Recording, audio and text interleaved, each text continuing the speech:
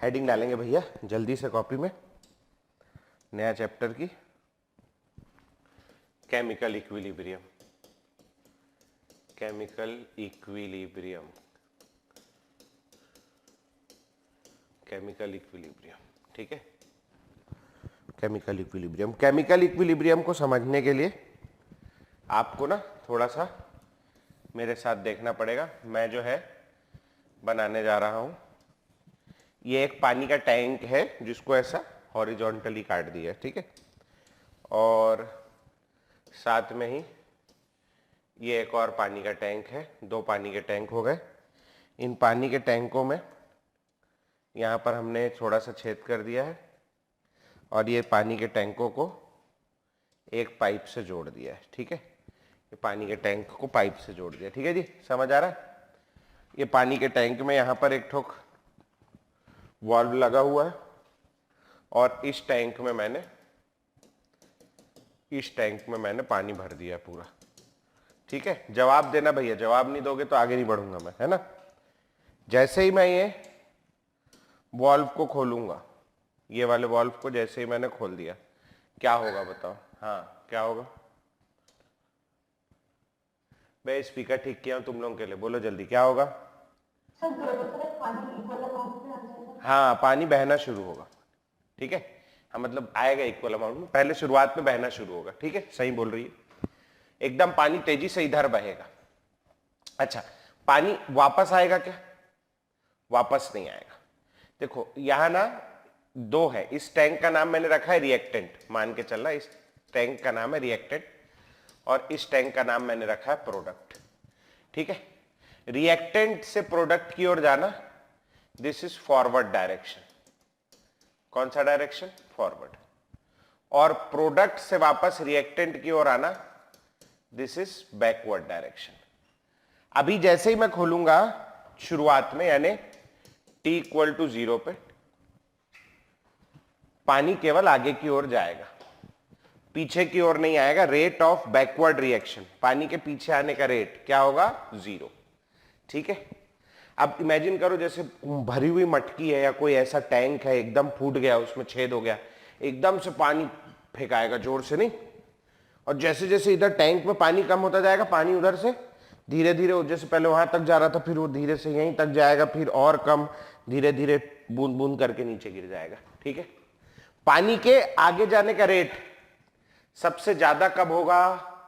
जैसे ही मैं फोड़ूंगा वैसे ही ऊपर तक पानी भरा होगा, एकदम तेजी से आगे जाएगा, है ना। जैसे जैसे ये पानी इस तरफ जाने लगेगा, यहां से पानी का लेवल जो है, वो धीरे धीरे कम होने लगेगा, ठीक है। और जैसे यहां से लेवल कम होने लगेगा, पानी के आगे जाने का रेट क्या होने लगेगा? बोलो। कम होने लगेगा। इसका यह मतलब है कि शुरुआत में जब पूरा भरा रहेगा तो पानी के जाने का रेट क्या होगा? सबसे ज्यादा होगा। मतलब at t is equal to 0, जैसे ही शुरुआत करूंगा मैं, एकदम से पानी उधर भागेगा, रेट ऑफ फॉरवर्ड रिएक्शन क्या होगा? मैक्सिमम होगा, ठीक है। जैसे जैसे समय बीतेगा, एज टाइम इंक्रीजेस, समय बीतेगा, जैसे ही समय बीतता जाएगा जैसे, वैसे क्या होगा? बोलो। फॉरवर्ड डायरेक्शन में आगे जाने का रेट, जैसे जैसे मैं इसको कम करता जाऊंगा, बताओ भाई, फॉरवर्ड जाने का रेट क्या बोल रहा था स्पर्श? क्या होने लगेगा? कम होने लगेगा, है ना, कम होने लगेगा। और पानी इधर भरने लगेगा। भाई आप लोग सही बोल रहे हो, यहां पानी भरने लगेगा। तो पानी एक ऐसी चीज है, वापस आने की भी कोशिश करेगा, वापस भी आएगा, ऐसा नहीं वापस नहीं आएगा, वापस भी आने की कोशिश करेगा, लेकिन ज्यादा पानी इधर जाएगा, जैसे यहां पर भरा हुआ है ना, तो ज्यादा पानी इधर जाएगा, कम पानी पीछे आएगा। लेकिन धीरे धीरे जैसे जैसे ये टैंक भरता जाएगा, तो पीछे आने का रेट भी क्या होने लगेगा? धीरे धीरे बढ़ने लगेगा। नेट तो उधर ही जा रहा है, मगर पीछे आने की कोशिश कर रहा है वो, ठीक। एक समय ऐसा आएगा जब दोनों टैंक में पानी का लेवल बराबर हो जाएगा, इस समय क्या होगा? पानी का फ्लो होना क्या होगा? बंद हो जाएगा। हाँ बहुत बढ़िया, पानी का फ्लो होना बंद नहीं होगा, पानी का फ्लो होना बंद नहीं होगा, जितना पानी आगे जाएगा उतना ही पानी क्या आएगा, पीछे आएगा। हाँ, तो इसको बोलते हैं इक्विलिब्रियम, इस कंडीशन को बोलते हैं इक्विलिब्रियम। इस इक्विलिब्रियम पे क्या हो जाता है, eight equilibrium rate of forward reaction बराबर हो जाता है रेट ऑफ बैकवर्ड रिएक्शन के। ठीक है, ऐसा लगेगा, वी विल फील कि रिएक्शन या जो भी प्रोसेस है ये रुक गई, ना पानी आगे जा रहा है ना पानी पीछे जा रहा है, लेकिन एक्चुअल में ऐसा होगा क्या, जितना पानी आगे जा रहा होगा उतना ही पानी पीछे आ रहा होगा। ठीक है, ऐसा लगेगा जैसे सब कुछ थम सा गया है, समझ रहे हो, मगर कुछ भी थमा है क्या, यहां पर नहीं थमा है, जितना आगे जा रहा है उतना ही पीछे आ जा रहा है। थोड़ा वो फिजिक्स याद करो, फिजिक्स में एक वो शराबी वाला सवाल है, वो शराब पी के निकलता है घर से या जहां से भी पी के निकलता है, मुझे नहीं पता एग्जैक्ट है लोकेशन उसकी, मगर वो 3 कदम आगे जाता है अगर आपको ध्यान होगा तो, और 2 कदम पीछे आता है। रेट ऑफ फॉरवर्ड रिएक्शन 3 कदम है, रेट ऑफ बैकवर्ड रिएक्शन 2 कदम है। हर ऐसी प्रोसेस में धीरे धीरे करके थोड़ा थोड़ा आगे जाते जा रहा है। ठीक है, हर ऐसे उसमें थोड़ा थोड़ा करके आगे जाते जा रहा है, मूव कर रहा है, धीरे धीरे मूव कर रहा है। लेकिन इमेजिन करो रास्ते में उसका एक दोस्त मिल जाए और बोले अरे यार क्या यार तू तो गलत है, कम पिया और पी, वो और पी ले, और 3 कदम आगे जाए और 3 ही कदम पीछे आ जाए, तो उसका नेट रेट कितना हो जाएगा, 0।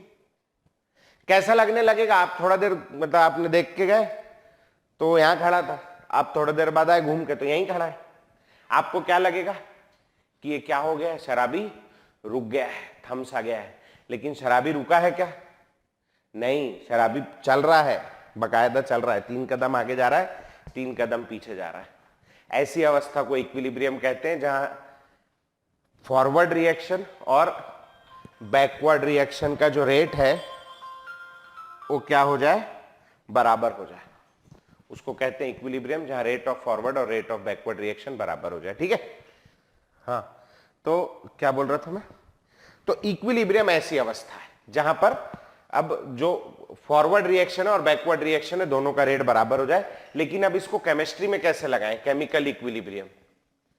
केमिकल इक्विलिब्रियम तो समझ गए तुम, केमिकल इक्विलिब्रियम से क्या लेना देना है। अभी जैसे एक केमिकल रिएक्शन हो रहा है, कैसे पता चलेगा कि कोई केमिकल रिएक्शन हुआ, मैंने एक टेस्ट ट्यूब ली, इस टेस्ट ट्यूब में कोई एक कंपाउंड डाला और फिर दूसरा कंपाउंड डाल दिया, कैसे पता चलेगा कि कोई केमिकल रिएक्शन हो रहा है। 9th क्लास में पढ़ाते हैं कि how do we identify there is a chemical reaction taking place, कैसे पता चलेगा बताओ। प्रोडक्ट की केमिकल प्रॉपर्टीज बदल जाएगी तो पता, हाँ, तो पता चलेगा, लेकिन कैसे, हमें क्या देखने को, मतलब ये तो बिल्कुल तू बेसिक बात वही सही बोल रहा है, लेकिन कैसे पता चलेगा, हमें पता चलेगा कि हाँ, कुछ भी चेंज होगा, या तो टेम्परेचर में चेंज हो जाएगा, या आपने देखा होगा वो यूट्यूब पे फनी वीडियो आते हैं, वो लोग मिलाते और एकदम से ऐसे, है ना, कुछ धमाका हो जाए, कोई चीज बाहर निकल आए, झाग बनने लगे, फोम बनने लगे, प्रेसिपिटेट बनने लगे, कलर चेंज हो जाए, हीट रिलीज हो, धमाका हो जाए, ठंडा पड़ जाए, कंसंट्रेशन बदल जाए, स्टेट बदल जाए, सॉलिड से लिक्विड हो जाए, लिक्विड से गैस हो जाए, आग मतलब कुछ तो हो, कुछ ऐसा ऑब्जर्व होगा जिसको देख के हम बोलेंगे कि हाँ चलो कुछ हो रहा है। अब वही चीज मैंने एक चीज डाली इसमें, दूसरी चीज डाली, कुछ भी नहीं हो रहा, ना टेम्परेचर चेंज हो रहा, ना प्रेशर चेंज हो रहा, ना प्रेसिपिटेट बन रहा, ना कलर बन रहा, ना कुछ भी नहीं हो रहा, तो हमें कैसा फील होगा कि रिएक्शन नहीं हो रहा है। समझ में आई बात। अब वही सेम कहानी यहां पर है। ठीक, मान लो फॉरवर्ड जाने पर किसी केमिकल रिएक्शन में, जैसे कोई एक केमिकल रिएक्शन ले रहे हैं हम लोग, केमिकल रिएक्शन में ए और बी को मिलाया, ये आगे गया, इसने सी और डी बनाया, ये ब्लू कलर का था, ये रेड कलर का था। अब इक्विलिब्रियम पे क्या होता है, एट इक्विलिब्रियम आपने पढ़ लिया, इक्विलिब्रियम वो कंडीशन है जहां पर रिएक्शन जितना आगे जाता है उतना ही पीछे आ जाता है, मतलब जितना ए और बी बनेगा वापस उतना ही सी और डी बनेगा। ए और बी अगर ब्लू कलर का है, सी और डी रेड कलर का है, तो जितना ब्लू से रेड होगा वापस उतना रेड से ब्लू हो जाएगा। तो कलर का चेंज हमें नहीं दिखेगा, कोई कलर चेंज नहीं दिख रहा है। मान लो ए और हीट मिलके बी बना रहे हैं, तो इक्विलिब्रियम ऐसी कंडीशन है जितना ए से बी बनेगा वापस उतना बी से ए बन जाएगा। जितनी हीट एब्जॉर्ब होगी बी बनाने में उतनी ही हीट वापस रिलीज हो जाएगी बी से जब वापस ए बनेगा। तो मान लो अगर x किलो जूल हीट अंदर गई तो x किलो जूल हीट बाहर आ जाएगी। नेट टेम्परेचर में हीट में चेंज कितना होगा? 0। हमें ऐसा लगेगा कि रिएक्शन रुक गया है, थम सा गया है, रिएक्शन हो ही नहीं रहा है। समझ में आ रही बात? जब A से B बनता है तो A की कंसंट्रेशन कम हो जाती है और B की कंसंट्रेशन बढ़ जाती है। जब क्या बनता है? A से B। जब वापस B से A बनेगा तो B की कंसंट्रेशन कम हो जाएगी और A की कंसंट्रेशन बढ़ जाएगी।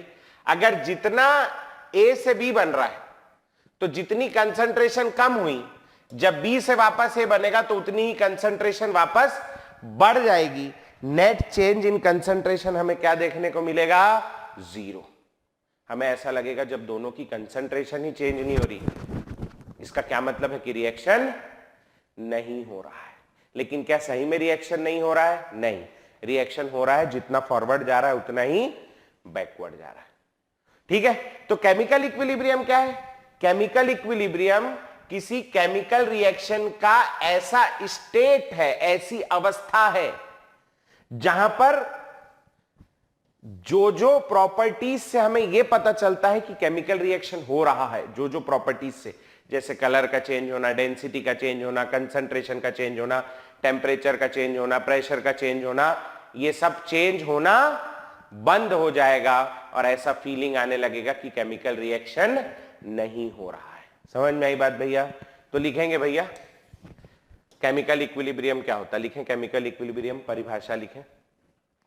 It is the state of a chemical reaction, it is the state of a chemical reaction where all the observable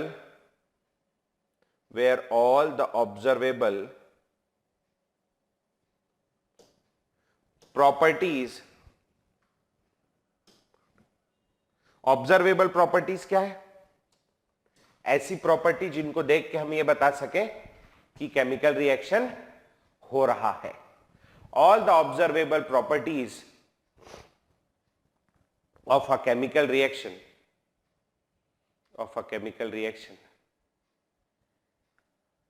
do not change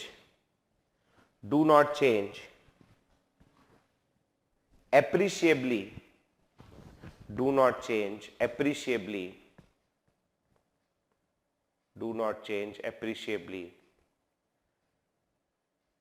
with time. Do not change appreciably with time. समय के साथ वो change नहीं होती हैं। Do not change appreciably with time. समझ में आ गया? ठीक है, किसी को कोई डाउट? ऐसा क्यों चेंज नहीं हो रही भैया? क्योंकि जितना आगे जा रहा है उतना ही पीछे आ रहा है, तो जितना बढ़ा उतना ही वापस कम हो गया, तो नेट चेंज 0 आ गया। ठीक है, लिखेंगे कैरेक्टरिस्टिक्स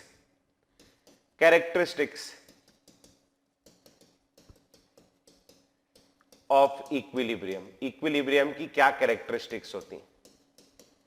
कैरेक्टरिस्टिक्स ऑफ इक्विलिब्रियम। ठीक है, क्या क्या कैरेक्टरिस्टिक्स है बताओ? क्या कैरेक्टरिस्टिक्स सबसे पहला समझ में आया तुम्हें? सर, हाँ, सर वो पहले वाला डायग्राम नहीं बनाना था, सबसे पहले वाला? नहीं कुछ नहीं बनाना था, वो सब समझाने के लिए। पानी की टंकी थोड़ी बनाएंगे केमिस्ट्री कॉपी में?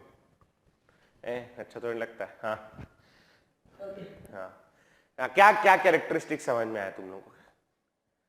कि concentration, temperature, pressure, colour, density, इनमें चेंज आएगा कि नहीं आएगा? नहीं आएगा। तो सबसे पहला कैरेक्टरिस्टिक लिखो, properties such as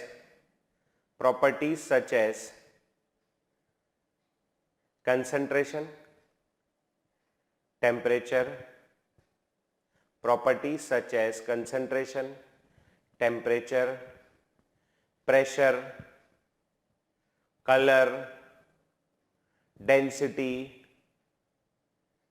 etc. Do not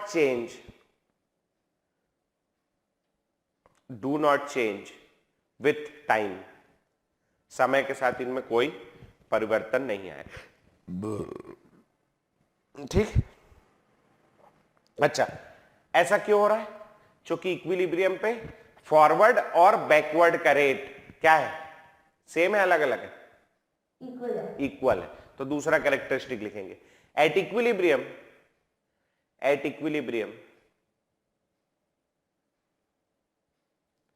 rate of forward reaction, at equilibrium rate of forward reaction and rate of backward reaction, rate of forward reaction and rate of backward reaction become equal। Equilibrium क्या हो जा रहा है? Rate of forward और rate of backward reaction क्या हो जा रहे हैं? दोनों एक दूसरे के इक्वल हो जा रहे हैं। ठीक है, अच्छा बताओ मेरे को, दो शब्द होते हैं, एक होता है स्टैटिक और एक होता है डायनेमिक। हाँ जी, ये दोनों शब्द में क्या अंतर है? स्टैटिक का मतलब क्या होता है? और डायनेमिक का मतलब होता है मूव कर रहा है ना, मूव कर रहा है, जो उसको डायनेमिक बोलते हैं। स्टैटिक भैया बता रहा है रुका हुआ बोलते हैं। बताओ केमिकल इक्विलिब्रियम स्टैटिक है कि डायनेमिक है? रुका हुआ है कि चल रहा है? डायनेमिक है, चल रहा है, लेकिन लगता कैसा है? जैसे रुका हुआ है, लेकिन एक्चुअल में केमिकल इक्विलिब्रियम क्या होता है? डायनेमिक होता है। ठीक है, तो लिखेंगे भैया chemical equilibrium is dynamic, chemical equilibrium is dynamic in nature। Nature में कैसा होता है केमिकल इक्विलिब्रियम? डायनेमिक होता है। ठीक है, हम लोग जब स्कूल में पढ़ते थे ना, तब हमारे समय और आज भी जब भी ये चैप्टर स्कूल में आता है लिखने वाले एग्जाम में, जैसे आपका लिखने वाला एग्जाम अगर होता है तो उसमें ये पूछता है explain why chemical equilibrium is dynamic in nature. क्यों chemical equilibrium dynamic in nature है? क्यों है chemical equilibrium dynamic in nature? क्योंकि इक्विलिब्रियम पे सब कुछ रुका नहीं है। रेट ऑफ फॉरवर्ड जितना आगे जा रहा है उतना ही पीछे आ रहा है, जितना रिएक्टेंट से प्रोडक्ट बन रहा है उतना वापस प्रोडक्ट से रिएक्टेंट बन जा रहा है। इसीलिए केमिकल इक्विलिब्रियम मूव कर रहा है, रुका हुआ नहीं है, इसीलिए वो डायनेमिक है, स्टैटिक नहीं है। ठीक है, तो ऐसी कुछ बात लिख दोगे, एक आध नंबर का सवाल है। ठीक, बहुत बढ़िया, यहां तक आगे समझ में? ठीक, अब इमेजिन करो कि मेरे पास अभी जो ये रिएक्शन था, जो मैंने थोड़ा देर पहले पानी का टैंक बनाया था आप लोगों के लिए, ये जो पानी का टैंक नजर आ रहा है, इसमें पानी कहां कहां जा सकता है? पानी आगे भी जा सकता है और पानी पीछे भी आ सकता है। This is a reversible tank, reversible reaction है नहीं। अब मैं एक ऐसा बनाने जा रहा हूं कि एक ना नीचे है इस टाइप से, तो ग्रेविटी तो आप लोग जानते ही हो, है ना? नीचे है और नीचे खूब बड़ा टैंक है, खूब बड़ा टैंक है, बहुत बड़ा नीचे है ना? यहां पानी भर दिया है, इस टाइप पानी भरा है ना, और वो पानी जाके यहां नीचे बैठ गया। बताओ, मतलब यहां से खाली होके वहां चला गया, इक्विलिब्रियम आएगा नहीं आएगा इस वाले में? नहीं आएगा ना, केवल नीचे चला जाएगा। ऊपर आ सकता है क्या पानी? नहीं आ सकता। ये यहां पानी इधर भी जा सकता है और इधर। एक आदमी बिना शराब पिए घर से निकला है, तो बिना शराब पिए घर से निकला तो सीधा ही जाएगा या तो उल्टा ही जाएगा, वहीं थोड़ी नाचता रहेगा यूं यूं यूं यूं करके, है? तो कैसा रिएक्शन होना चाहिए इक्विलिब्रियम आने के लिए? जो दोनों तरफ मूव कर सकता हो, रिवर्सिबल हो। अगर इरिवर्सिबल रिएक्शन है जो केवल एक ही डायरेक्शन में मूव करता है, तो ऐसे रिएक्शन में इक्विलिब्रियम नहीं आ सकता है। ठीक है, तो लिखेंगे भैया an equilibrium can be achieved, an equilibrium can be achieved only in a reversible chemical reaction। Equilibrium केवल कहां देखने को मिलेगा भैया हमें? रिवर्सिबल केमिकल रिएक्शन में। ठीक है, आओ जरा एक दो चीजें और देखें इसी के बारे में।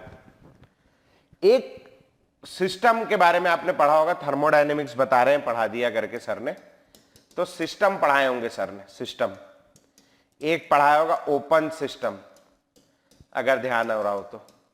एक पढ़ाया होगा क्लोज्ड सिस्टम, याद आ रहा है क्या? और एक पढ़ाया होगा आइसोलेटेड सिस्टम।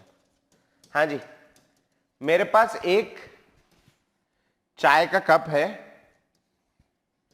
चाय का कप है, इसमें चाय रखी हुई है इसमें। ठीक है, पहला कप है जिसमें चाय अंदर की दिख रही है ना, और इसमें से धुआं निकल रहा है, खुला कप है। ये कौन सा सिस्टम है? ओपन सिस्टम है, क्लोज सिस्टम है, आइसोलेटेड सिस्टम है? ओपन। बहुत बढ़िया, सबको पता है ना, इसको बोलते हैं ओपन सिस्टम। ये ओपन सिस्टम है, मतलब ये क्या एक्सचेंज कर सकता है? Can exchange energy as well as matter with surrounding, दोनों। थोड़ी देर बाद चाय ठंडी भी हो जाएगी और धीरे धीरे उड़ उड़ के पानी उसमें से उड़ जाएगा, तो चाय की मात्रा भी कम हो जाएगी। ठीक है, डन। एक क्लोज्ड सिस्टम होता है, इसी चाय के कप के ऊपर मैंने एक स्टील का ढक्कन लगा दिया। स्टील का ढक्कन है, याद रखना ना, स्टील कैप है इसमें, स्टील कैप, स्टील से बंद कर दिया, चाय रखी, ये हैंडल हो गया। बोलो कौन सा सिस्टम है? क्लोज्ड है, आइसोलेटेड है? ये है क्लोज्ड, क्योंकि थोड़े समय के बाद चाय जो है वो ठंडी हो जाएगी। स्टील का ढक्कन लगा है भाई, है, ठंडी हो जाएगी चाय, लेकिन पानी नहीं एस्केप कर सकता है, यहां पानी की मात्रा कम नहीं होगी, चाय ठंडी हो जाएगी थोड़ी देर में। स्टील के बर्तन में, स्टील के ग्लास में ढक्कन लगा के रखते हैं ना घर में, पानी रखते, दूध रखते, ठंडा हो जाता है ना थोड़ी देर में।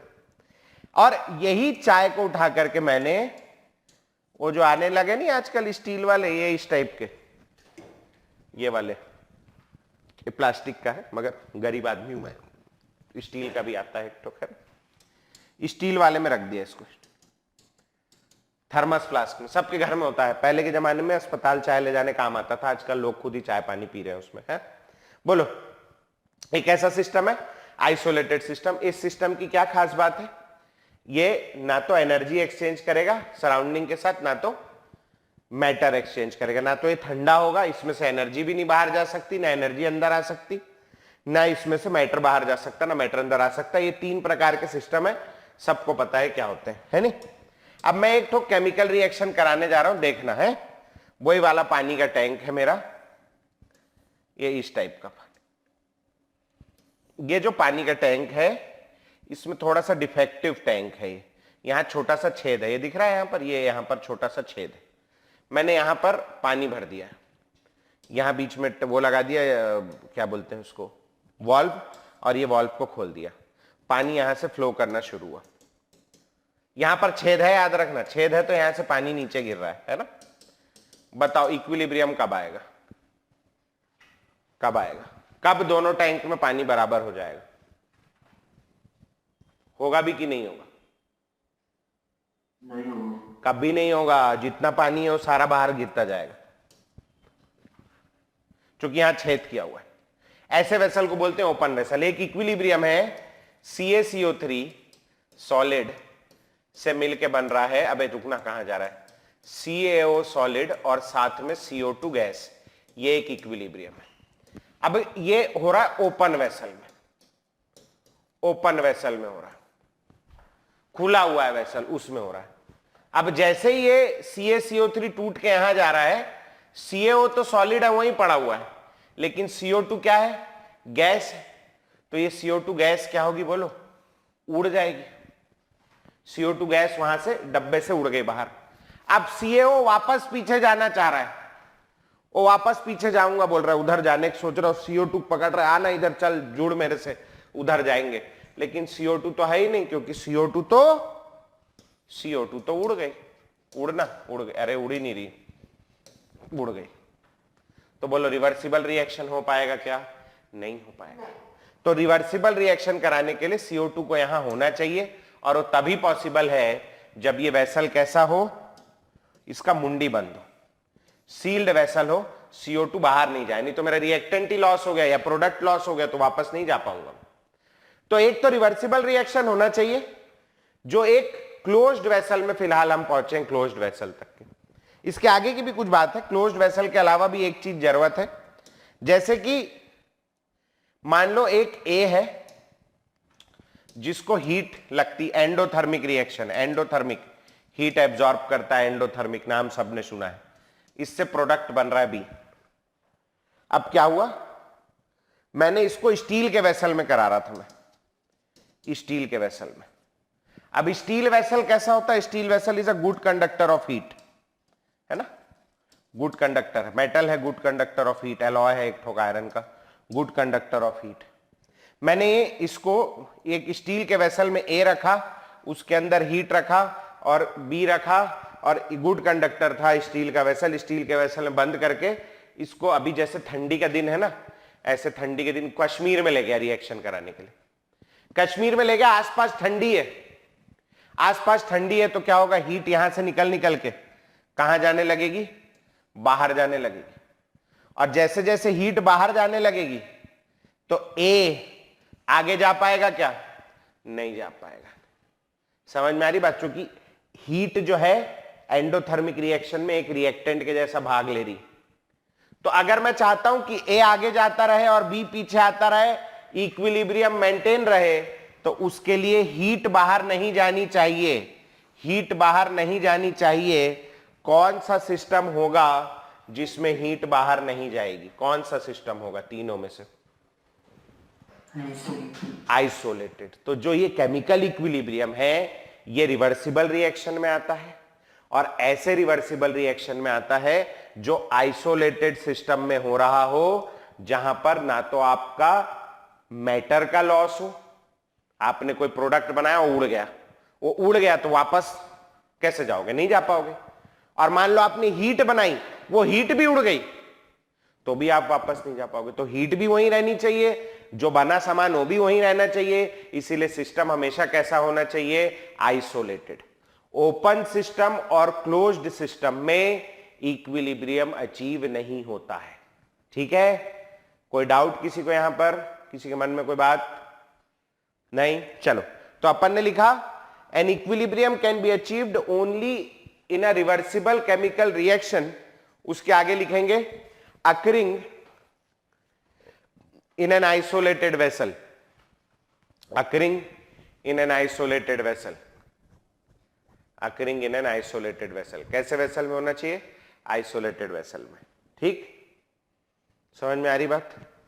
चलो, यहां तक कि किसी को कोई डाउट? इक्विलिब्रियम क्या है? इक्विलिब्रियम वो अवस्था है जहां रेट ऑफ फॉरवर्ड रिएक्शन और रेट ऑफ बैकवर्ड रिएक्शन क्या हो जाए, दोनों एक दूसरे के इक्वल हो जाए। ठीक है, यहां जो भी प्रॉपर्टीज जो चेंज समझ में आता है वो चेंज दिखना बंद हो जाएगा। और इक्विलिब्रियम कैसे रिएक्शन में हो सकता है, केवल रिवर्सिबल केमिकल रिएक्शन में, जो कि एक आइसोलेटेड सिस्टम में हो रहा हो। इक्विलिब्रियम डायनामिक होता है नेचर में, ये बात याद रखनी, इतनी बातें। ठीक है, अच्छा, अगला पॉइंट लिखेंगे, at equilibrium, at equilibrium concentration, at equilibrium concentration of reactants and products, concentration of reactants and product, reactant और product की concentration, हाँ भाई बताओ क्या होनी चाहिए, concentration of reactant and product क्या होनी चाहिए, सेम होनी चाहिए, सेम। बहुत बढ़िया, ये मोस्ट कॉमन, जैसे वो भी शायद इक्वल ही बोली थी मेरे को ना, ये मोस्ट कॉमन रॉन्ग आंसर है। इक्वल हो ऐसा जरूरी नहीं। ठीक है, क्या हो सकती, देखो आओ अब इत्मीनान से देखो क्या हो रहा है। ये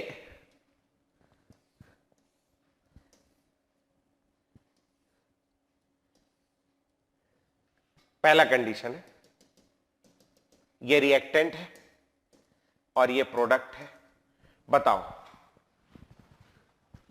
क्या दिख रहा है, कंसंट्रेशन ऑफ रिएक्टेंट दिख रहा है ना, रिएक्टेंट जितना उतना ही प्रोडक्ट है, is equal to concentration of product. है बढ़िया है सर, है नहीं? तो वही तो हम भी बोल रहे हैं सर, अरे रुको, अभी और आगे है ना, रुको जरा, सब्र करो। यहां तक समझ में आ गया? पहले केस में इक्वल दिख रही। अगला आ जाओ, एक और मैं बनाने जा रहा हूं। मैंने बना लिया कुछ इस टाइप का, ये बना लिया और ये टैंक से जोड़ दिया इसको, और यहां एक ऐसा टैंक बना दिया, ठीक है। यहां भर दिया मैंने रिएक्टेंट, सॉरी है ना, इसको हटा देते हैं, ये अभी नहीं अपने काम का है, अबे हटना। हाँ, रिएक्टेंट है, इसको खोल दिया। क्या होगा बताओ? पानी नीचे जाना शुरू होगा। कब तक नीचे जाएगा? जब तक दोनों के अंदर वाटर लेवल बराबर नहीं हो जाता। हो गया? जैसे ही ये बराबर हुआ, क्या आ गया मेरे पास? इक्विलिब्रियम आया नहीं आया बताओ? अब जितना पानी उधर जाएगा उतना ही पानी इधर आएगा। इक्विलिब्रियम आया नहीं आया? आ गया ना। अब बताओ कौन ज्यादा दिख रहा है तुम्हें? रिएक्टेंट ज्यादा दिख रहा है, प्रोडक्ट ज्यादा दिख रहा है? रिएक्टेंट ज्यादा है, प्रोडक्ट कम। ठीक, अच्छा आगे बढ़ते हैं। एक और डायग्राम मैं बनाने जा रहा हूं कुछ इस टाइप का। ये ज्यादा बड़ा हो गया क्या? 2 मिनट ना, 2 मिनट देना भैया। मैं ड्राइंग बहुत अच्छी नहीं मेरी कोई, मगर I am trying, I always try. ऐसा कुछ है, इस टाइप का अरेंजमेंट है मेरा। यहां पानी भरा था मैंने, ये वाला टैंक जो है ये रिएक्टेंट का है, ये वाला जो है ये प्रोडक्ट का है। पानी वहां से फ्लो बहना शुरू हुआ नीचे। कब तक बहेगा? जब तक दोनों में वाटर लेवल बराबर नहीं हो जाता। ठीक है? बताओ इक्विलिब्रियम आया नहीं आया? फिर से आ गया। अब इस समय कौन ज्यादा नजर आ रहा है आपको? इस समय प्रोडक्ट ज्यादा है और रिएक्टेंट कम। तो इक्विलिब्रियम जब आता है तो जरूरी नहीं है कि जितना रिएक्टेंट है उतना ही प्रोडक्ट हो, कम ज्यादा भी हो सकता है। लेकिन एक बात जरूरी है। अब बताओ मेरे को, यहां ये इक्विलिब्रियम आ गया, मैंने ये वाटर लेवल मार्क कर दिया पेन लेके, एक ठोक पेन लेके बचपन में हाइट मार्क करते थे ना, वैसे मैंने वाटर लेवल मार्क कर दिया। आइसोलेटेड वेसल है, बंद है पूरा ना, पानी कहीं जा नहीं सकता, कहीं भी उड़ उड़ के भी कुछ नहीं जाएगा ना, वो तो अभी खुला हुआ है मगर आइसोलेटेड है। इमेजिन करना मैं 6 महीने बाद वापस आया, 6 महीने बाद वापस आया और मैंने इसको खोला, तो बताओ मेरा वाटर लेवल वहीं रहेगा या ऊपर नीचे हो जाएगा? उतना ही रहेगा। उतना ही रहेगा, क्योंकि जितना पानी आगे गया उतना ही पानी पीछे आ गया, वो चेंज नहीं हो रहा। इसमें मार्क किया 6 महीने बाद वापस आया, इसमें भी उतना ही मिल रहा है। इसमें मार्क किया 6 महीने बाद वापस आया, इसमें भी उतना ही मिल रहा है। इसका क्या मतलब है? इक्विलिब्रियम आ जाता है। जब इक्विलिब्रियम आने के बाद रिएक्टेंट और प्रोडक्ट की जो भी कंसंट्रेशन है वो फिक्स्ड हो गई है, कांस्टेंट हो गई है, वो समय के साथ चेंज नहीं हो रही। और इक्विलिब्रियम का परिभाषा भी तो यही है कि कंसंट्रेशन चेंज नहीं होती है। तो इनकी कंसंट्रेशन चेंज नहीं होगी, हो सकता है कि वो इक्वल हो और यह भी पॉसिबल है कि वो इक्वल ना हो। समझ में आई बात भैया? ठीक है, तो अपन ने लिखा at equilibrium concentration of reactants and products are always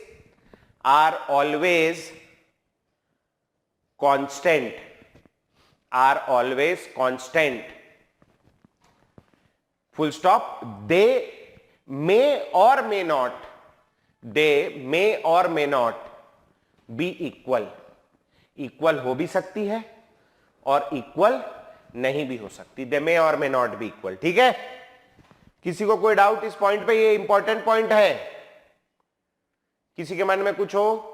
ज्यादातर लोग अपन ये सोचते हैं कि हमेशा इक्वल होगी, हमेशा इक्वल हो जरूरी नहीं है, कांस्टेंट होगी। मतलब एक बार जो वैल्यू आ गई वो वैल्यू फिर समय के साथ चेंज नहीं होगी। ठीक है, चलो आओ कुछ ग्राफ बनाने अपने को। सर हाँ बोल। सर ये जो सेकंड वाला है टैंकर, इसमें सर पानी सेम लेवल में आके इक्विलिब्रियम आएगा या फिर दोनों टैंकर में वॉल्यूम सेम आएगा? नहीं नहीं, पानी का लेवल जब सेम हो जाएगा तो पानी का फ्लो होना बंद हो जाएगा, मतलब जितना उधर जाएगा उतना ही उधर जाएगा भाई। ये तो हाँ, ये तो मैं उसके लिए बता रहा हूं, समझाने के लिए है, क्योंकि अब मैं केमिकल रिएक्शन का एग्जांपल तुम लोग देखे नहीं हो अपनी जिंदगी में, है ना। ये पानी का टैंक आप लोग समझ जाओगे, आसान है। और पानी फ्लो किसकी वजह से कर रहा है? ग्रेविटी की वजह से। तो यहां तो वाटर लेवल सेम हो गया, तो mgh बराबर हो गया, है कि नहीं? तो वो फिर फ्लो नहीं करेगा। ठीक है, वैसा वाला है कुछ ग्रेविटी की वजह से। चलो खैर आ जाओ, कंसंट्रेशन की बात कर रहे हैं भाई, ये मैं समझा रहा हूं ऐसा समझाने के लिए ना, बाकी आप पेपर में ऐसे मत पानी का टंकी नहीं बनाना, आप केवल बात लिख दोगे तो काम चल जाएगा। तो मैं आपके दिमाग में घुसाने के लिए बना रहा हूं, ये नहीं पानी की टंकी बना, टीचर पूछ रही है अगले दिन ये टंकी काहे का है, सर मैडम मैं प्लम्बर बनूंगा बड़ा होके, वो सब बात नहीं करना है ना। या हम एक प्लम्बर से सीख के आए ये भी नहीं बताना है, तो समझाने के लिए, इससे समझ आ जाता है, मेरे को आसानी से समझ आ गया था। खैर इधर आ जाओ, यहां शुरुआत की बात चल रही है, ये टाइम वाला है और ये कंसंट्रेशन वाला है। T इक्वल टू 0 शुरुआत में ये वाला टैंक मैं खाली कर दे रहा हूं। शुरुआत में क्या था याद करो, ये वाला टैंक पूरा खाली था और यहां पर पानी ऊपर तक भरा हुआ था, याद है। तो शुरुआत में T इक्वल टू 0 पे रिएक्टेंट अभी खोला नहीं, अभी ये इनके बीच का जो वॉल्व लगा है वो खोला नहीं है, बीच का है ना, बंद है। रिएक्टेंट की ये कंसंट्रेशन है, इतना रिएक्टेंट है। जैसे ही मैं ये वॉल्व खोलूंगा तो क्या होगा, पानी इधर जाना शुरू हो जाएगा, रिएक्टेंट की मात्रा कम होने लगेगी। शुरुआत में रिएक्टेंट की कंसंट्रेशन क्या होगी, सबसे ज्यादा। T इक्वल टू 0 पे कंसंट्रेशन ऑफ रिएक्टेंट ये मैक्सिमम रहेगी। अब जैसे जैसे हम समय बीतेगा, टाइम आगे बढ़ेगा, पानी उधर जाने लगेगा और ये वाला अमाउंट धीरे धीरे कम होने लगेगा। ये कम हो रहा है, ये धीरे धीरे कम हो रहा है, ठीक है, कम होने लगेगा। और याद करो जैसे जैसे ये कम होगा, जैसे जैसे ये कम होगा, यहां पर धीरे धीरे लेवल क्या होने लगेगा, बढ़ने लगेगा, बढ़ने लगेगा, धीरे धीरे ये बढ़ रहा है। शुरुआत में प्रोडक्ट की कंसंट्रेशन 0 रहेगी और फिर धीरे धीरे प्रोडक्ट बढ़ने लगेगा, बढ़ने लगेगा, बढ़ने लगेगा, बढ़ने लगेगा, बढ़ने लगेगा। एक ऐसा समय आएगा इस केस में जब दोनों की कंसंट्रेशन क्या हो गई भैया, इक्वल दिख रही। इस केस में आएगा ऐसा जब दोनों की कंसंट्रेशन क्या हो जाएगी, इक्वल हो जाएगी। तो थोड़ा टेढ़ा बन गया, तुम लोग सीधा बना लेना भैया, मैं ही सीधा बनाने की कोशिश करता हूं, ऐसा कुछ है ना, ज्यादा बड़ा हो गया। खैर समझ गए होगे, समझदार लोग हो, है नहीं।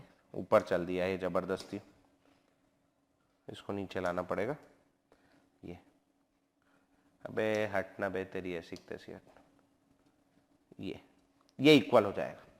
और जिस समय ये एक दूसरे के इक्वल हो गया, इस समय क्या अचीव कर लेंगे हम लोग भैया, इस समय आ गया आपका इक्विलिब्रियम। तो ये जो टाइम लगा, यहां पर कट करूंगा मैं, टाइम वाली एक्सिस में आएगा। तो यहां पर ये जो T है time, it is the time required to achieve क्या, इक्विलिब्रियम। इक्विलिब्रियम अचीव करने में लगने वाला टाइम, ठीक है। ये वाली कंसंट्रेशन जो कम हो रही है किसकी है, this is concentration of reactant. ऐसे डब्बा बना के लिखते हैं कंसंट्रेशन को, अभी लिखाऊंगा मैं आगे जाके। And this is concentration of product, ये रिएक्टेंट है और ये प्रोडक्ट है। शुरुआत में रिएक्टेंट पूरा भरा हुआ था, रिएक्टेंट मैक्सिमम था। जैसे ही मैंने खोला रिएक्टेंट इधर जाने लगा, रिएक्टेंट की मात्रा कम होने लगी, प्रोडक्ट बढ़ने लगा। शुरुआत में प्रोडक्ट 0 था, प्रोडक्ट बढ़ने लगा। इस केस में दोनों इक्वल हो जा रहे हैं, ठीक है। यहां पर अगले केस में ये भी कंसंट्रेशन है और ये इस तरफ टाइम है भैया मेरे पास, ठीक है। इधर टाइम है ना, आगे उधर टाइम बढ़ रहा है। बताओ यहां पर T बराबर क्या है, 0। शुरुआत में इसको यहां पर इमेजिन करो, रिएक्टेंट क्या है, मैक्सिमम। और शुरुआत में पूरा खाली करो, यहां इमेजिन करो प्रोडक्ट कितना है, बोलो बोलो प्रोडक्ट कितना है, बोलो। ये यहां है पूरा, प्रोडक्ट कितना है, 0, प्रोडक्ट नहीं है।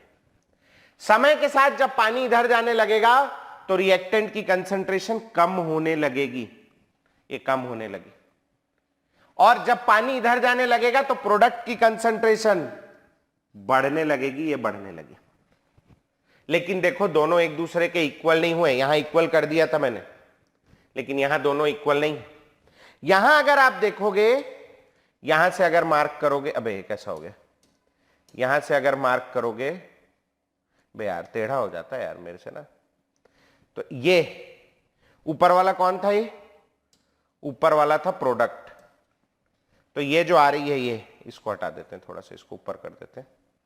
ये जो आ रही ये क्या आ रही, ये आ रही प्रोडक्ट की कंसंट्रेशन, ठीक है। और अगर आप इसको मार्क करोगे, ऊपर वाला रिएक्टेंट था। अच्छा ऊपर वाला रिएक्टेंट था, सॉरी भैया ऊपर वाला रिएक्टेंट था, माफ कर देना। हाँ मेरे ख्याल से उतर गया था। हाँ अभी अगर इसको मार्क करोगे तो ये किसकी कंसंट्रेशन आ रही, प्रोडक्ट की कंसंट्रेशन, ठीक है। अब बताओ आपको कौन ज्यादा दिख रहा है प्रोडक्ट और रिएक्टेंट में से, रिएक्टेंट ज्यादा है और प्रोडक्ट कम है, ठीक है, जैसी ये कंडीशन बन रही थी। डन। आ जाओ एक और देखते हैं ग्राफ। इस वाले केस में वही चीज ले ली मैंने, यहां ले ली मैंने कंसंट्रेशन और यहां ले लिया मैंने टाइम। यहां पर t इक्वल टू 0 है। बोलो भाई ये पूरा पानी यहां शिफ्ट करो, रिएक्टेंट की कंसंट्रेशन क्या रही होगी, मैक्सिमम। पूरा पानी यहां शिफ्ट करो, प्रोडक्ट क्या रहा होगा शुरुआत में, 0। समय के साथ साथ देखो पानी नीचे जाने लगा और बहुत सारा नीचे चला गया, बहुत सारा, देखो इतना सारा नीचे चला गया, यहां तो थोड़ा सा ही गया था, तो बहुत नीचे चला गया, ये यहां तक आ गया, ठीक है। और प्रोडक्ट देखो इसमें तो थोड़ा सा ही प्रोडक्ट बढ़ा था, इसमें इतना सारा प्रोडक्ट बढ़ गया, प्रोडक्ट बढ़ा और बहुत सारा बढ़ गया, ठीक है। अब आप देखो यहां पर ये क्या चीज है, ये वाला जो कम हो रहा है ये है रिएक्टेंट। अब लिखा ना, ये जो कम हो रहा है शुरू में रिएक्टेंट सबसे ज्यादा था, ये है आपका रिएक्टेंट। प्रोडक्ट शुरू में 0 था, जो बढ़ रहा है ये है प्रोडक्ट, ठीक है। अब आ जाओ अपन वो मार्क कर लेते हैं अपना, ये यहां से मार्क कर लिया, ये किसकी कंसंट्रेशन आ गई, प्रोडक्ट की। अरे यार ये अच्छा नहीं दिख रहा है ना, और अभी लिख दूंगा मैं, और ये इसको मार्क कर दिया, तो ये नीचे वाली किसकी कंसंट्रेशन आ गई, रिएक्टेंट की। ऊपर वाली प्रोडक्ट की है और नीचे वाली रिएक्टेंट की। अब बताओ कौन ज्यादा दिख रहा है ऐसे में, प्रोडक्ट ऊपर है, तो यहां प्रोडक्ट ज्यादा होगा और रिएक्टेंट क्या होगा, कम होगा, ठीक है। समझ में आया ये वाला केस। और ये वाले केस में इक्विलिब्रियम पे क्या है, product is equal to reactant. तो ये 3 केस बनेंगे और इसके 3 ग्राफ बनेंगे। समझ में आया सबको कैसा कैसा हो सकता है। समय अब देखो उसके बाद क्या हो रहा है, कंसंट्रेशन ये एक बार कांस्टेंट आ गई, उसके बाद सीधी लाइन जा रही है, यहां पर भी देखो सीधी लाइन जा रही है। कंसंट्रेशन इक्विलिब्रियम आने के बाद कांस्टेंट हो गई, चेंज नहीं हो रही, लेकिन इक्वल नहीं है दोनों की। ये बात अच्छे से याद रखना, at equilibrium concentration of reactants and product are always constant. They may और may not be equal, equal हो भी सकती है और इक्वल नहीं भी हो सकती, ठीक है। चलो ये वाले ग्राफ बनाओ तीनों, फिर आगे बढ़ेंगे। जल्दी से कर देता हूं, किसी का बच्चा हो तो बना लेगा, है ना। लास्ट वाला आप लोगों ने बताया कि at equilibrium rate of forward reaction और rate of backward reaction equal होते हैं। 3 कदम आगे जाएगा, 3 कदम पीछे आएगा, ठीक है। तो अगर मैं ग्राफ बनाने जाऊं तो ये मैं ग्राफ बनाने जा रहा हूं, यहां लिख रहा हूं रेट और यहां लिख रहा हूं टाइम, ठीक है। फिर से मैं वो अपना पानी का टंकी आपको समझाने के लिए लेके आ रहा हूं। ये पूरा भरा हुआ है, ये वाला फॉरवर्ड डायरेक्शन है, यहां वो लगा था, वॉल्व लगा था, मैंने जस्ट वॉल्व को खोला है। वॉल्व को खोलते ही क्या होगा, पानी उधर मूव करना शुरू करेगा। अब पानी उधर मूव करना शुरू करेगा तो t इक्वल टू 0 पे रेट ऑफ फॉरवर्ड रिएक्शन क्या होगा, बोलो, मैक्सिमम, बहुत तेजी से उधर जाएगा। जबकि रेट ऑफ बैकवर्ड रिएक्शन क्या होगा, बोलो, 0, क्योंकि पानी पीछे नहीं आएगा, क्योंकि उधर है ही नहीं कुछ, तो आएगा कैसे वापस। तो ये फॉरवर्ड हो गया, ये बैकवर्ड हो गया। जैसे जैसे टाइम बीतेगा, कहां लिखूं मैं, इसको नीचे कर लेता हूं, है ना। जैसे जैसे टाइम बीतेगा, टाइम बढ़ेगा, तो पानी का लेवल कम होने लगेगा, तो आगे जाने का रेट क्या होने लगेगा, कम होने लगेगा। और यहां पानी बढ़ने लगेगा तो पीछे आने का रेट क्या होने लगेगा, बढ़ने लगेगा, ठीक है। तो शुरुआत में t इक्वल टू 0, यहां पर t इक्वल टू 0 है, t इक्वल टू 0 में पानी पीछे नहीं आ रहा है, कुछ है ही नहीं उधर, तो बैकवर्ड का रेट 0 है और खूब सारा पानी है यहां, खूब तेजी से उधर जाने की कोशिश कर रहा है, तो फॉरवर्ड का रेट क्या है, ज्यादा है, मैक्सिमम है, ये फॉरवर्ड हो गया। समय के साथ साथ फॉरवर्ड का रेट कम हो रहा है और बैकवर्ड का रेट क्या हो रहा है, बढ़ रहा है।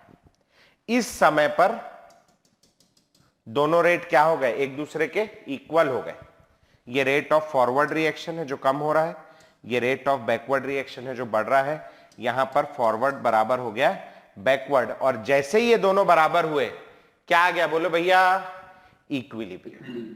तो ये जो टाइम लगा है, ये टाइम, ये यहां टच किए तो टाइम पे टच हुआ, तो this is the time required to achieve equilibrium. Equilibrium achieve करने के लिए लगने वाला टाइम है 0, 5, 10, 15, 20, जो भी सेकंड, मिनट, जो भी लगा। समझ में आई बात?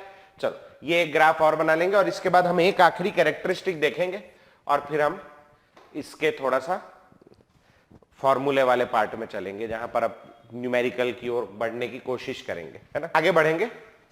लास्ट है एक इसमें इफेक्ट ऑफ कैटलिस्ट, कैटलिस्ट का इफेक्ट। अच्छा बताओ कैटलिस्ट क्या होता है? कुछ भी चीजें रिएक्शन को फास्ट करने में हेल्प करे। नहीं, देखो यही एक थोड़ी सी तकलीफ है। कैटलिस्ट दो प्रकार का होता है, एक होता है पॉजिटिव कैटलिस्ट और एक होता है नेगेटिव कैटलिस्ट, है ना। अब पता नहीं तुम्हें पता नहीं पता, एक होता है पॉजिटिव और एक होता है नेगेटिव। पॉजिटिव कैटलिस्ट वो होता है जो इंक्रीज करता है रेट ऑफ रिएक्शन को, मतलब फास्ट बना देगा उसको, और नेगेटिव कैटलिस्ट वो होता है जो डिक्रीज करेगा रेट ऑफ रिएक्शन को। तो कैटलिस्ट दो प्रकार के होते हैं। कैटलिस्ट एक पॉजिटिव कैटलिस्ट होता है और एक नेगेटिव कैटलिस्ट होता है।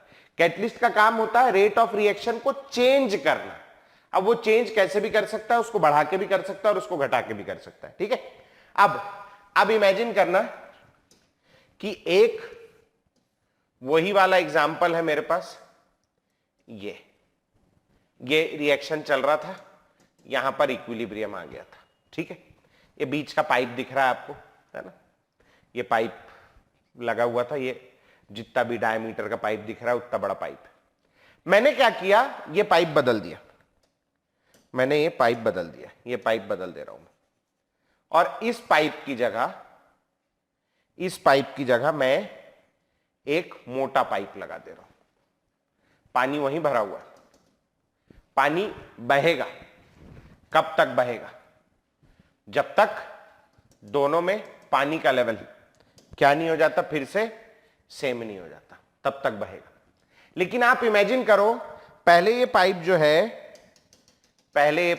जरा देखना, पहले ये पाइप जो है ये इतना बड़ा था, ठीक है, इतना बड़ा। अब मैंने क्या किया, ये पाइप को बड़ा कर दिया। तो पाइप के बड़ा होते ही क्या होगा बोलो, पानी के, अब मैं फिर से वही काम कर रहा हूं, तो अब वाले केस में पानी के जाने का रेट क्या हो जाएगा बोलो, बढ़ जाएगा। पानी एकदम तेजी से जाने लगेगा। लेकिन जो इक्विलिब्रियम आने वाला, इक्विलिब्रियम वो वहीं आएगा जहां पहले आ रहा था। इक्विलिब्रियम का स्टेट अफेक्ट नहीं होगा। पहले भी इक्विलिब्रियम वहीं आ रहा था, पहले भी पानी तभी तक फ्लो कर रहा था जब तक दोनों जगह वाटर लेवल बराबर नहीं हो जाता।